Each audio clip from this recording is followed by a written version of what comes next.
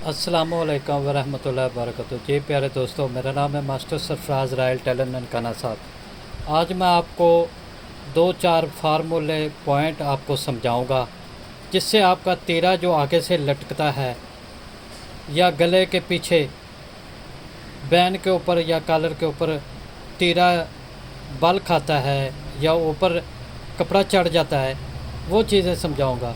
तो आए वीडियो शुरू करते हैं। ये मेरा नंबर है, आप इस पर मुझसे डायरेक्ट भी सवाल और काम पूछ सकते हैं। मेरे चैनल का नाम है रायल टेलर 574। आप उसको सब्सक्राइब कीजिए, लाइक कीजिए, शेयर कीजिए, ताकि बेल आइकन को प्रेस कीजिए ताकि आपको बर वक्त नई वीडियो का नोटिफिकेशन मिलता रहे। तो आए शुरू करते हैं। ये देखें प्यारे दोस्तों, मसला ये है हर चीज़ को समझने का। ये देखें एक ही नाप के कपड़े हैं। होता क्या है कि जब हम क्या करते हैं, ये चीज़ आपस में बैठ के ये चीज़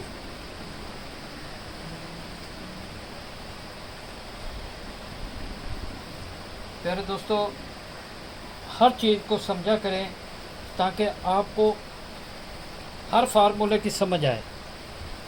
अब ये देखें, ये चीज़ आराम से बैठी हुई है, कहीं से कोई यहाँ पर सिलवट नहीं है, बल नहीं है, कोई मसला नहीं किसी चीज़ का।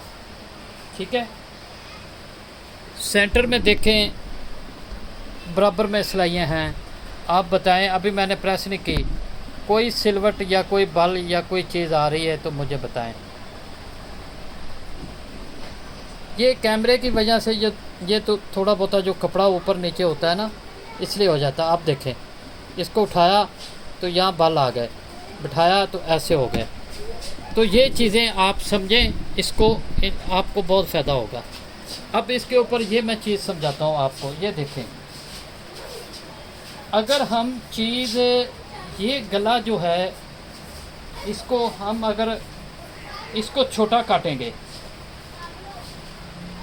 ये देखें, अगर इसको छोटा काटेंगे, मैं इस तरह रख लेता हूँ ताकि आपको समझ आ जाए। ये देखें, जब हम ये चीज़ ऐसे रखते हैं, ये देखें बराबर है, कोई आगे पीछे नहीं है, यानी कि इसी का नाप है। अब क्या करेंगे, अगर ये चीज़ छोटी होगी तो हम इसको ऐसे खींचेंगे। जब ऐसे खींचेंगे तो ये देखें तीरा किस तरफ चले गया और ये कपड़ा ऊपर आ गया। और जब इसको ऐसे खींचेंगे, ऐसे करेंगे, जो खिंच गया, ये देखें अब इसकी क्या हालत होगी। ये देखें, ये कपड़ा ऊपर आ गया बैन के, ये देखें बैन के ऊपर कपड़ा आ गया। प्यारे दोस्तों, इस चीज़ को समझना चाहिए। अच्छा, जब इसको बैन लगाएंगे, ये चीज़ छोटी होगी, गला ये वाला तीरे का, तो ये ऐसे होगा और ऐसे जब आएगा तो ये देखें, इसको बराबर करेंगे तो ये सिलवट आ गए, बल आ गए, शल आ गए। ठीक है, ये चीज़ होगी। और दूसरा फिर कंध यहाँ पर ये बढ़ जाएगी चीज़ ऐसे। ये देखें अब क्या हो रहा है, ये चीज़ें हो जाएंगी। इसलिए अब क्या करते हैं दोस्त, ये चीज़ छोटी है, इसको कुछ नहीं करते।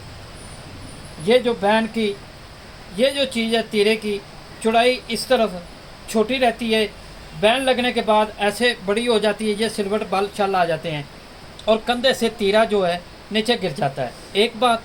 दूसरी बात ये है कि नीचे की तरफ जाते हैं, बढ़ा ही जाते हैं। जब इसका बैन का साइज़ बराबर करते हैं ना, ऐसे छांटी लगाते हैं, तो पट्टी वाली साइड पे नीचे की तरफ ज़्यादा गहराई देंगे।